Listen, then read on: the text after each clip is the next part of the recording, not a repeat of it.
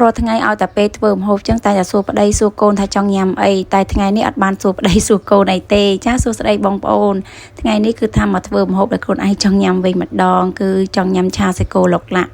ផ្ទះហ្នឹងក៏មានសាច់គោមានសាឡាត់មានប៉េងប៉ោះស្រាប់ទៀតអញ្ចឹងហើយក៏នៅតែប្រមូលសាច់ហើយនឹងបន្លែចេញពីទូទឹកកកមកផ្ដើមរៀបចំធ្វើតែម្ដងខ្ញុំបីវាមកធៀងរួចហើយខ្ញុំក៏យកវាទៅត្រាំទឹកទុកវាម្ដុំនឹងសិនទៅរួចហើយខ្ញុំលាងសាច់គោឲ្យស្អាតចាប់ផ្ដើមយើងមកហាន់សាច់គោវិញម្ដងសាច់គោខ្ញុំហាន់រួចរាល់អស់ហើយហ្នឹងគឺថាខ្ញុំប្រឡាក់គ្រឿងវាចូលនៅក្នុងហ្នឹងតែម្ដងទៅ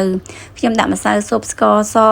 ប្រេងខ្យងម្រេចបន្តិចទៅរួចមានដាក់ម្សៅឆាបន្តិចដែររួចហើយខ្ញុំប្រឡាក់គ្រឿងនៅសពចូលគ្នាចឹងទៅរួចខ្ញុំយកសាច់ហ្នឹងទៅទុកវាមកដុំហ្នឹងសិនទៅរួចចាប់ផ្ដើមខ្ញុំមកលាងបន្លែយើងវិញម្ដងបន្លែនោះខ្ញុំលាងវា2ទៅ3ទឹកទៅដើម្បីឲ្យវាស្អាតបានល្អខ្ញុំលាងបន្លែរួចរាល់អស់ហើយខ្ញុំទុកវាឲ្យវាស្រស់ទឹកនៅហ្នឹងសិនទៅរួចហើយហ្នឹងចាប់ផ្ដើមមកហាន់ពេញប៉ោះហាន់អីយើងវិញម្ដងថាលុកលាក់មួយមុខនេះគឺថាខ្ញុំចង់ញ៉ាំទេប៉ុន្តែសួរថាប្តីឲ្យកូនគាត់ចូលចិត្តញ៉ាំអត់គឺគាត់ចូលចិត្តញ៉ាំជាងខ្ញុំទៅទៀតឥឡូវនេះបន្លែខ្ញុំក៏វារៀងស្រស់ទឹកហើយអញ្ចឹងក៏ខ្ញុំរៀបចំដាក់ចូលចានតែម្ដងខ្ញុំតម្រៀបដាក់ចូលចានហើយទៅរៀបឲ្យអស់ចាំយើងទៅឆាសាច់គោតាមក្រោយដែលយាយកូនខ្ញុំចូលចិត្តឆាឡុកឡាក់ប៉ុន្តែអត់សូវចូលចិត្តញ៉ាំបន្លែទេបន្លែខ្ញុំរៀបនេះមួយចានពេញនេះគឺថាញ៉ាំតែខ្ញុំទេប្តីខ្ញុំឲ្យកូនខ្ញុំញ៉ាំតែ1ម៉ាត់2ម៉ាត់ទេចាឥឡូវនេះបន្លែខ្ញុំក៏រៀបចំរួចរាល់អស់ហើយឥឡូវខ្ញុំដាក់ខ្ទះដាក់ប្រេងឲ្យក្តៅទៅដាក់ខ្ទឹមសខ្ទឹមក្រហមលីងឲ្យឈ្ងុយរួចហើយខ្ញុំចាក់សាច់នឹងចូលទៅឆាតែម្ដងខ្ញុំឆាសាច់នឹងមួយសន្ទុះទៅរួចហើយខ្ញុំក៏ចាក់ទឹកចូលទៅបន្តិច